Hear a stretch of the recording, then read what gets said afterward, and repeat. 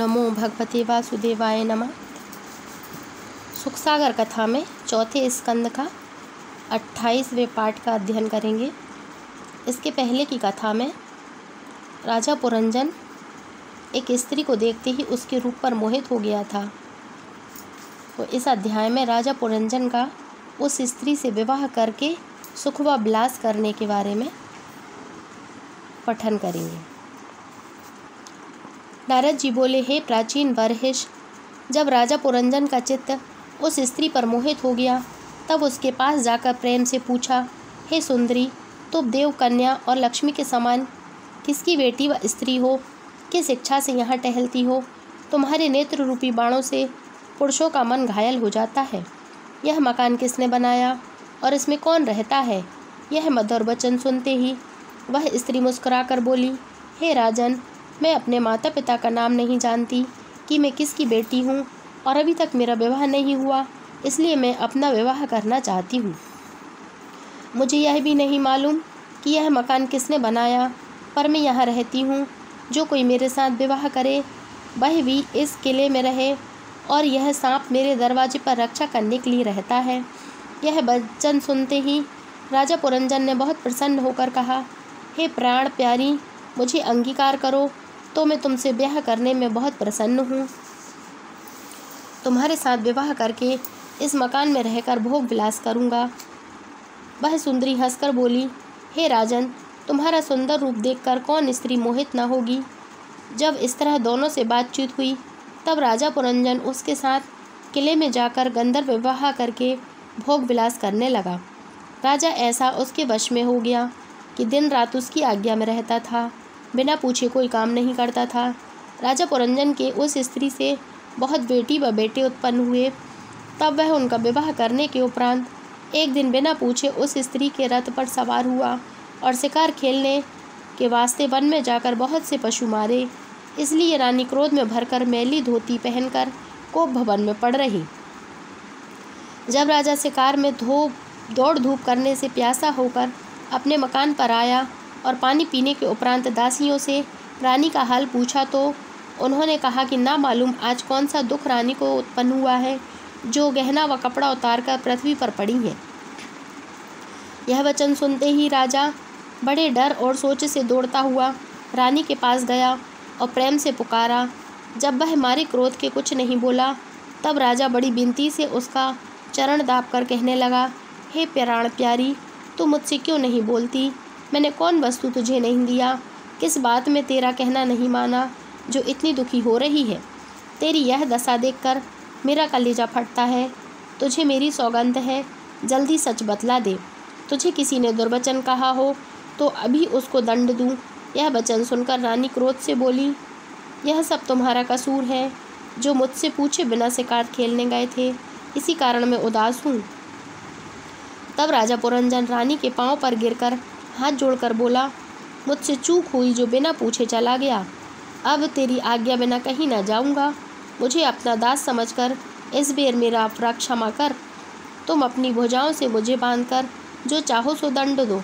जब ऐसी विनती करने से रानी उठी तब राजा ने अपने हाथ से उसका मुख धोकर शरीर की धूली चिता बनाकर और राजा की लोथ पर रखकर दाह करने के वास्ते तैयार हुई।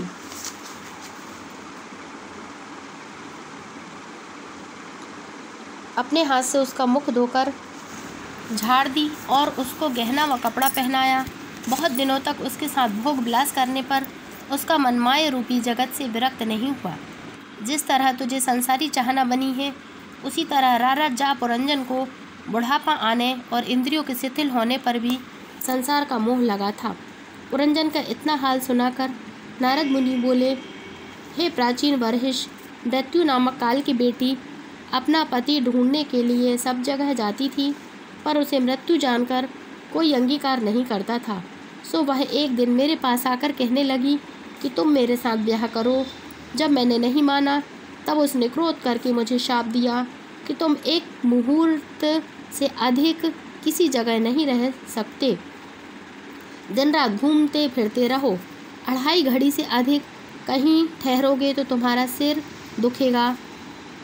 जब उसने मुझको ऐसा शाप दिया तब मैंने उसे यह उपाय बतलाया कि तू जाकर प्रज्वार गंधर्व की बहन हो जा। उसके बड़ी सेना है, वह नित्य एक पुरुष पकड़कर तुझसे भोग करने के लिए दिया करेगा। यह वचन सुनते ही वह कन्या प्रज्वार गंधर्व से जाकर बोली, मैं तुम्हारी बहन होने के वास्ते आई हूँ। गंधर्व बोला, बहुत अच्छा, तुम यहाँ रहो। फिर प्रज्वार ने जरा नाम की कुटनी को बुलाकर कहा, तू इसके लिए एक युवा व सुंदर मनुष्य ठहराए तो हम इसका ब्याह उससे कर दें। इतनी कथा सुनाकर सुखदेव जी बोले, हे राजन, कदाचित कोई किसी को कुछ चीज़ अपनी खुशी से दे और वह ना ले या धन पाकर दान पुण्य ना करे, वह मनुष्य पीछे से दुख पाता है। परमेश्वर ने मृत्यु की अवधि इस वास्ते नहीं रखी कि यदि मनुष्य को अपनी मृत्यु का हाल मालूम होगा तो वह अधर्म करना छोड़कर विरक्त हो जाएगा। इसलिए अपनी माया से यह बात परमेश्वर ने गुप्त रखी। इति श्री 28वां अध्याय समाप्त। 29वां अध्याय। प्रज्वार का अपनी सेना लेकर पुरंजन को मारने के लिए जाना।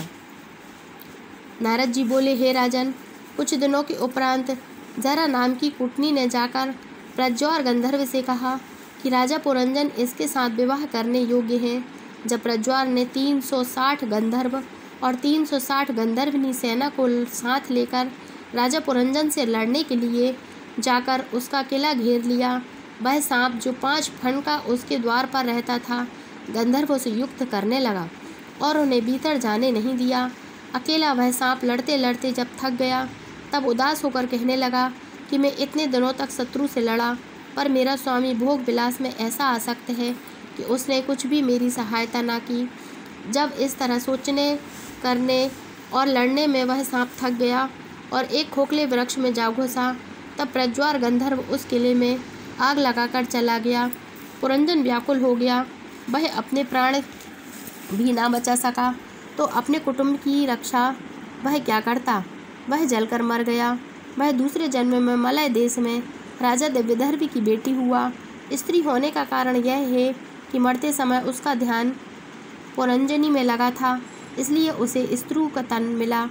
पांचाल देश में मलय ध्वज राजा से, जो बड़ा धर्मात्मा था, उसका ब्याह हुआ। बहुत दिनों तक उसने गृहस्थी का सुख उठाया। 7 बेटे व कई पोते उत्पन्न हुए। इति श्री 29वां अध्याय समाप्त।